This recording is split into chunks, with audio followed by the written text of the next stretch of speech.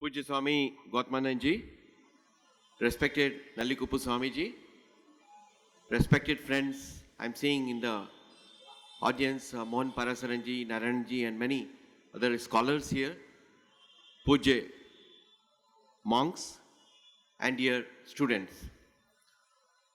I have seen almost all the seas and oceans in the world. I have seen rivers beside a sea, waterfalls near a sea, some mountains near the sea, but I have never seen a sea besides a sea. On my left is a sea with salt water, and I'm standing in middle of a sea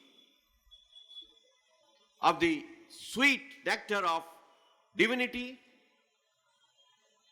bliss, and service to the mankind. I'm blessed to be here. It's a rare honor for me that Pujya Swamiji invited me to share my views. It's a miracle and blessing of the Thakur of Kamarpukur, who does such magics and miracles for the children he loves. Before I start my speech or the statement in a humble way, I would like to convey my prayers, heartfelt prayers to Thakur. Please send our soldiers who had been found missing in Siachen Glacier. The 10 soldiers, 4 are from Tamil Nadu. We pray their return. We stand with their families. We share their agony and grief. The entire nation who believes in Vivekananda, the Swami who exhorted the country in his Swadesha mantra, "O India, rise, arise, awake, and stop not till the goal is reached." Remembering Swami Vivekananda means remembering those who serve the nation, who serve Mother India, and give their life for this cause. Our heart goes out to their families, and I pray that we may get them again. Friends, this is a great occasion for me to observe, to be a part of the Vivekananda Navratra. Swamiji's books are not just a path of salvation for the country, for the society, for the humankind. They give us an architecture for future. And it's a great place here. Remembering Swami Vivekananda in a Vivekananda Illam means remembering the greatness of our country, the greatness of our culture and civilization, the greatness of our people, and to weave a fabric for the future India that will make our people happier, prosperous, joyful, steeped deeply into the divinity that this soil has given to the mankind. Vivekananda Navratri is like worshipping the Durga Navratri for the betterment of the country, for the betterment of our society, for national integration and a rejuvenation of our cultural and civilizational values. It's this place where he exhorted the country and hit hard at those ill practices and rituals which made people to discriminate against their own brothers and sisters. And he said that, yes, you have a great dharma and philosophy. The greatest of virtues and values have been enshrined in your dharma, in your cultural milieu. But you treat your own people like subhumans. You discriminate on the basis of caste and avoid even their shadow. Is this humanity? You are not humans. You are not following your dharma.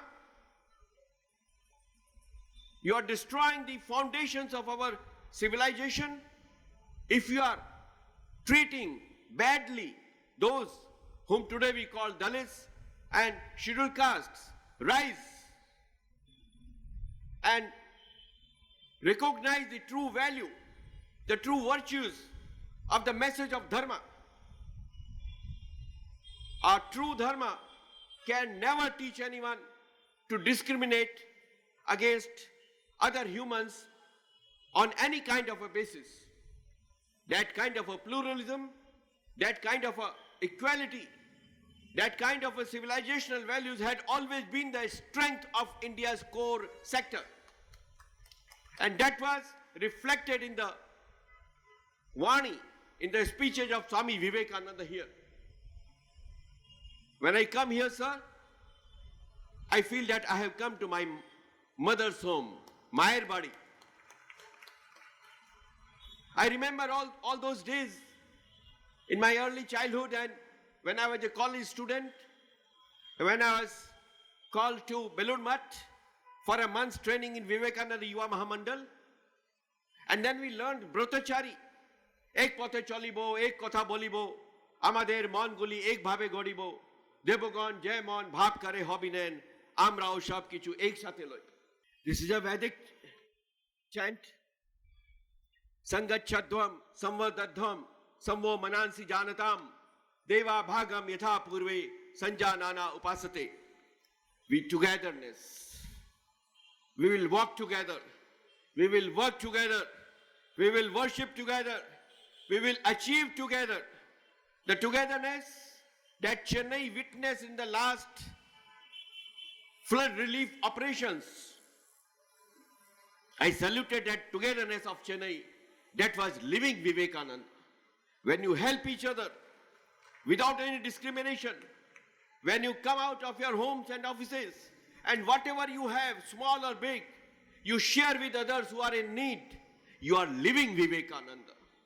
That is the real message of Swamiji.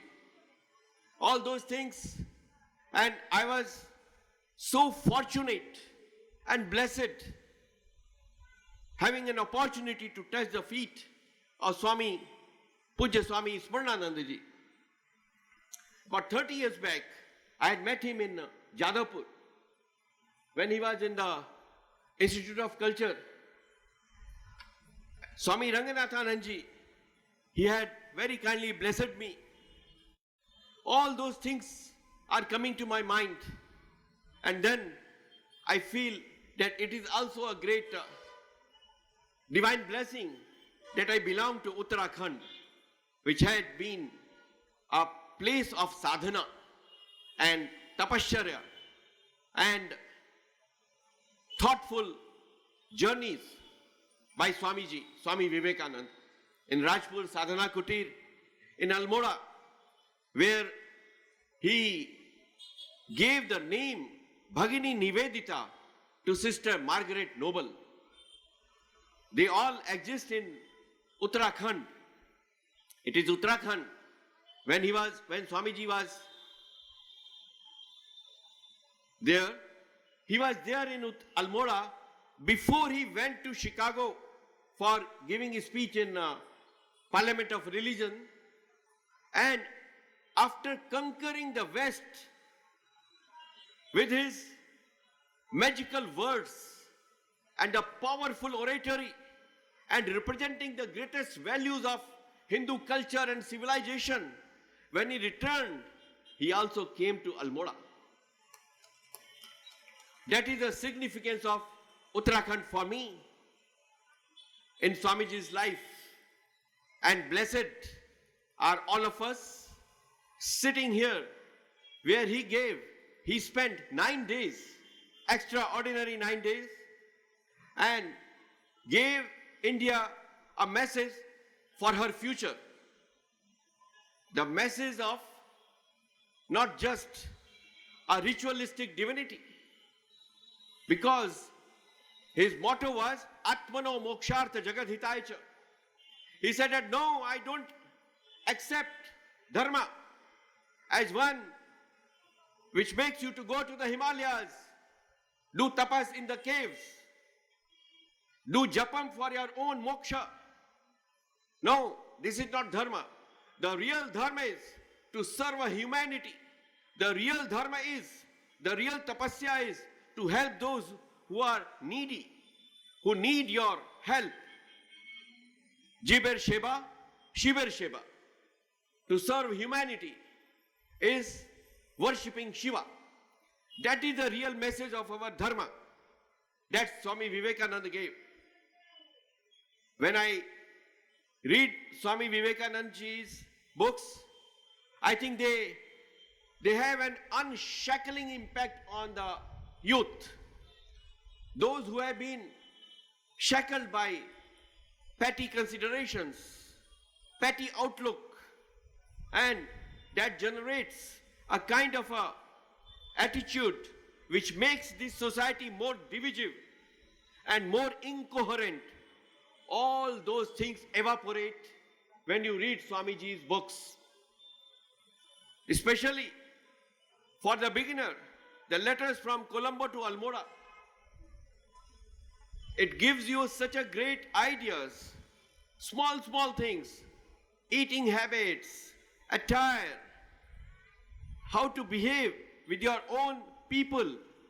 And he said that you boast of such a high philosophy and dharma, but the whole life is gone in touch me notism and in I will eat this, I will not eat that.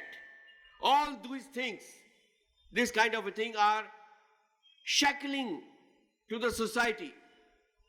They make you prisoners of some small things. You become shrunk. All expansion is life.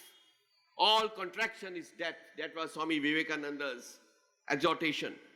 And he said that all these centuries, India has been subjected to innumerable invasions and attacks and all sort of tortures and barbarism. But a time is coming when India will rise on the horizon of the world as a great power, not to colonize other countries, not to subjugate other people, but to give an assurance of coexistence, to give a message of love, amity, character, and compassion. That India will rise on the horizon of this world. And I'm very happy that today we are seeing that kind of India's rise all over. The world is respecting and saluting India's rise like never before.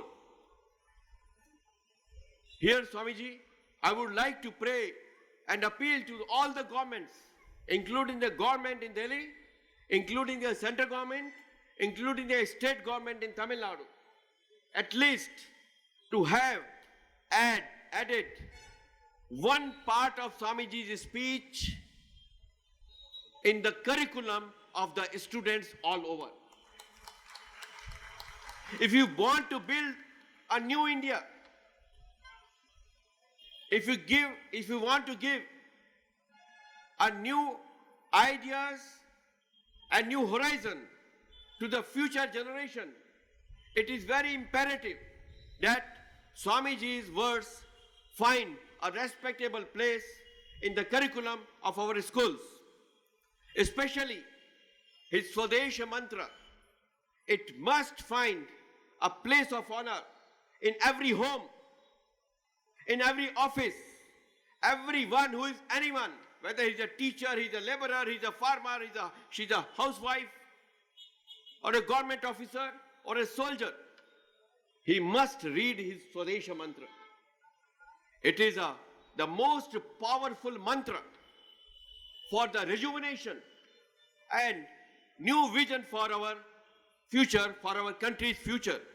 Every single word reverberates with the strength and power of Ma Durga. And he says that, O India, with this mere echoing of others, with this base imitation of others, with this dependence on others, this slavish weakness, this wild, detestable cruelty, wouldst thou, with these provisions only, scale the highest pinnacle of civilization and greatness? Who could have got this strength and power to hit hard at our weak points and to shake up the lethargy from our life and to tell the people, rise, awake, and create a new India? And he said that, O India, forget not that the ideal of thy womanhood is Sita, Savitri, Damayanti. He said that, forget not that the God thou worshippest is the great ascetic of ascetics, the all-renouncing Shankara, the Lord of Uma. Forget not that thy marriage, thy wealth, thy life are not for the sense pleasure, are not for thy individual personal happiness.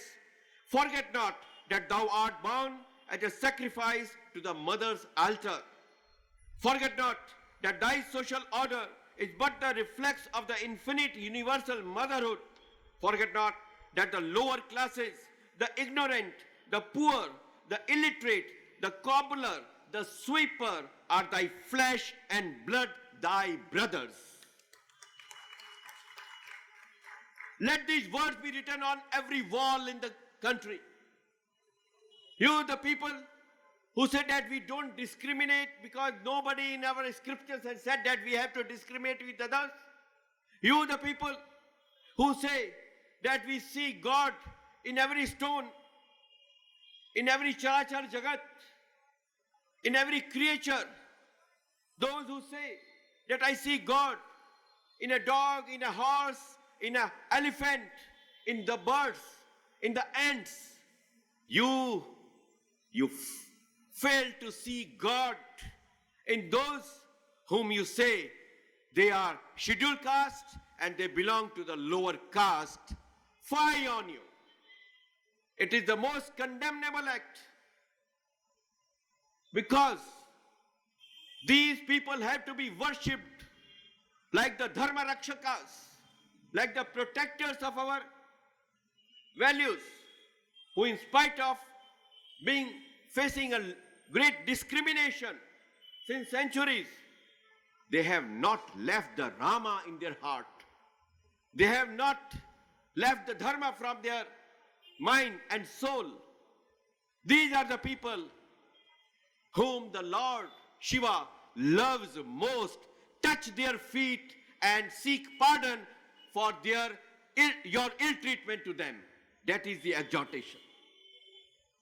Here, when I'm remembering Swamiji's words of wisdom and power, I would like to ask the people here, how come that still we are practicing a system of 2 crematoriums? Is it a practice by humans? Do you call yourself Hindu and still do this kind of a thing? 2 crematoriums, you don't allow them to live in dignity, and you don't allow to die in peace, and you send them to a separate crematorium. This system must end in Tamil Nadu now and here. People must revolt against it. The 2 crematorium system and the 2 tumbler system is a blot on our humanity. Everything is like this, goes against Swami Vivekananda's teaching, against Thiruvalluvar's teaching, against Thirukural's teaching. Rise against all such discriminations and live Thiruvalluvar and Vivekananda in your life. That is the only way you can rejuvenate the country and you can become worthy of following Swami Vivekananda. Friends, I see amazing similarities between the teachings of Thiruvalluvar and Swami Vivekananda. They are at a distance of 15 centuries as far as their avatara on this land is concerned. 15 centuries time gap is there. But look at the divinity. Look at the master's divine will. They become neighbors, looking at each other in Kanyakumari on the two rocks. Because if we utter the great words of Tiruvalluvar, Agara Mudara Edu Telam, Adi Bhagavana Mudetra Ulaga, the same feelings and the spirit I find in Swami Vivekananda's great speech in Chicago, when he spoke about the unity of religions, when he spoke about the unity of humanity, when he spoke that, hey, I refuse, no one is a sinner in this world.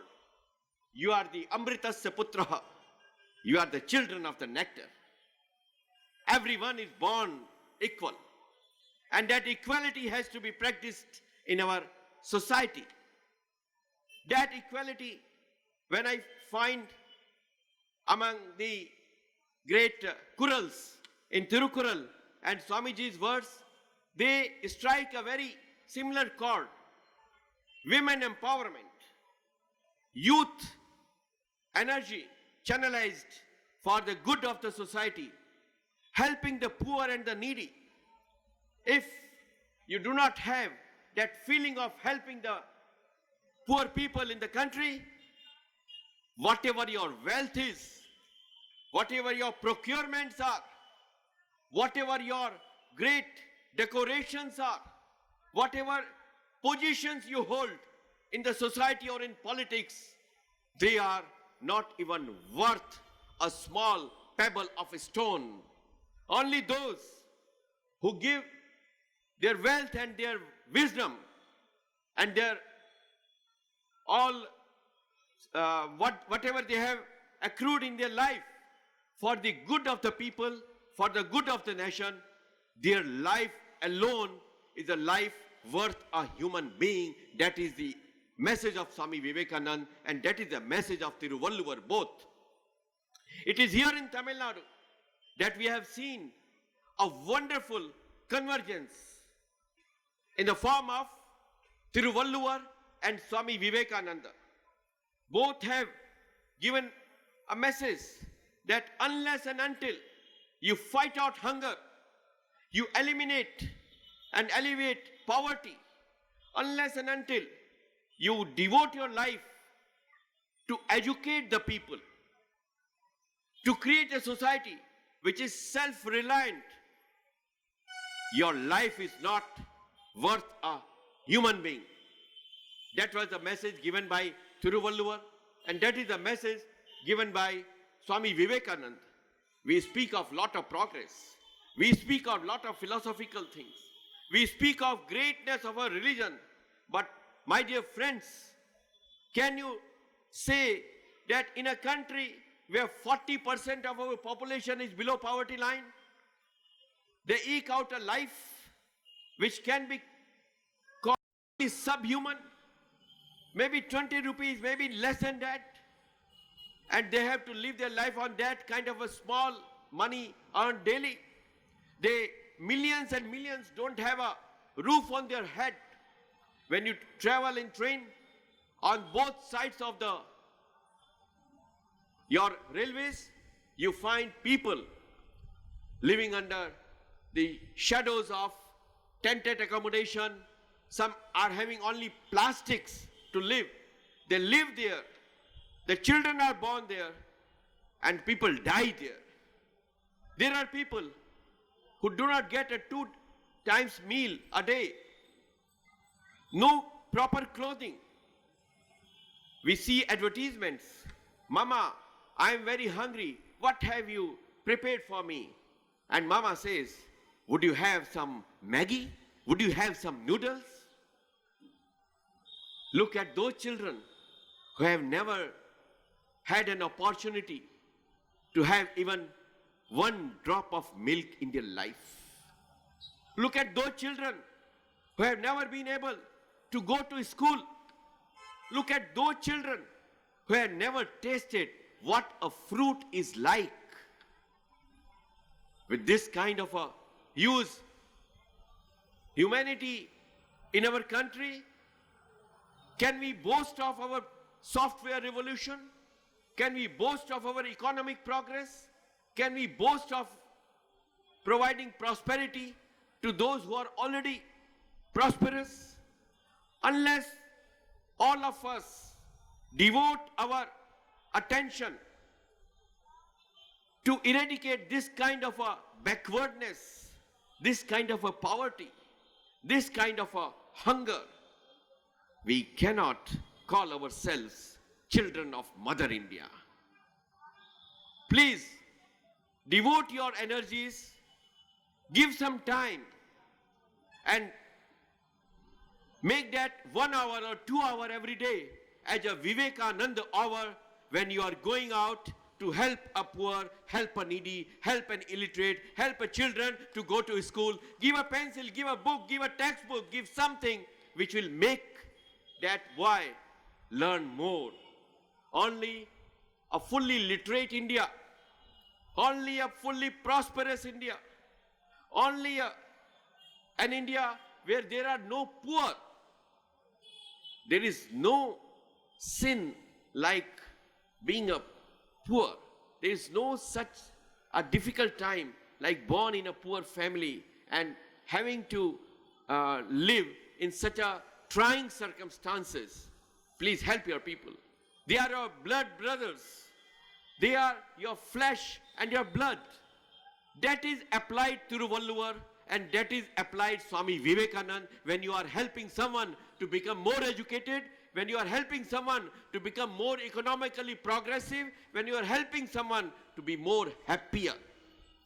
The sad, the illiterate, the hungry, and the poor India cannot be the India of Swami Vivekananda, cannot be an India of Tiruvalluvar. Let us work to create a better India, a prosperous India, a strong India, a visionary India, an India which will shine in the committee of world as a strong country whom everyone will respect because of its strength, because of its prosperity, and because, most important, because of the character of her people. That is the message of Swami Vivekananda. India has always been respected in the world as a great country. You go to the east, Thailand, Myanmar, Cambodia, Laos, Indonesia, everywhere you find the footprints of India's greatness. Everywhere. The biggest temple in the world is not in India. It is in Cambodia, Angkor Wat, Vishnu, Durga, Shiva, Buddha. Every god and goddess finds a great depiction in Cambodia. 350 square kilometers, one temple city. One temple city. Who created it? Our ancestors, your ancestors. You go to Vietnam, almost every village, Swamiji, they have a Shiva temple. The Champa Empire in Vietnam. I was in Cambodia and Thailand's border. That is known as a Pravihir. 1100-year-old Shiva temple exists there on the top of a mountain. It has been declared as a World Heritage by UNESCO. Thailand and Cambodia are fighting a war